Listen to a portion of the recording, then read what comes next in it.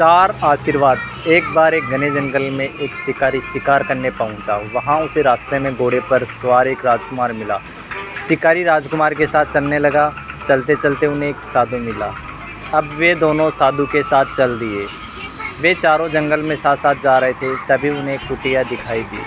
वे चारों चलते चलते थक गए थे, सो विश्राम करने के लिए वे कुटिया में रुके। कुटिया में एक बाबा जी बैठे थे। कुछ देर कुटिया में विश्राम करने के बाद वे बाबा जी को प्रणाम के जाने लगे। बाबा जी ने उन चारों को आशीर्वाद दिए। बाबा ने राजकुमार को कहा, राजपुत्र तुम चिरंजीव रहो। तपस्वी से कहा, ऋषिपुत्र तुम मत जीवो। साधु से कहा, तुम चाहे जीवो चाहे मरो, तुम्हारी मर्जी। और शिकारी से कहा, तुम न जीवो न मरो। बाबा जी चारों को आशीर्वाद देकर चुप हो गए। चारों आदमियों को बाबा जी का आशीर्वाद समझ नहीं आया। उन्होंने बाबा जी से प्रार्थना की कि कृपया अपने आशीर्वाद का तात्पर्य हमें समझाए। बाबा जी बोले, राजा को नरकों में जाना पड़ता है।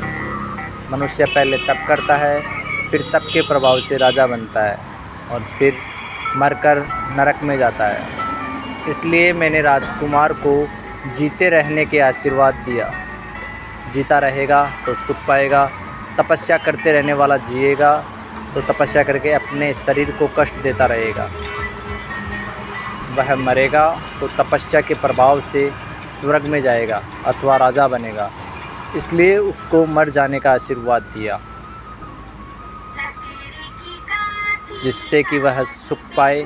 साधु जीता रहेगा तो भजन स्मरण करेगा, दूसरों को उपकार देगा, और मर जाएगा तो भगवान के धाम में जाएगा। वह जीता रहे तो भी आनंद है और मर जाए तो भी आनंद है। इसलिए मैंने उसे आशीर्वाद दिया कि तुम जीवो चाहे मरो, तुम्हारी मर्जी। शिकारी दिन भर जीवों को मारता है, वह जिएगा तो जीवों को मारेगा और मरेगा तो नरकों में जाएगा।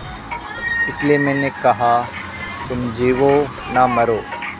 इसलिए मनुष्य को अपना जीवन ऐसा बनाना चाहिए कि वह जहाँ भी रहे सुख पाए।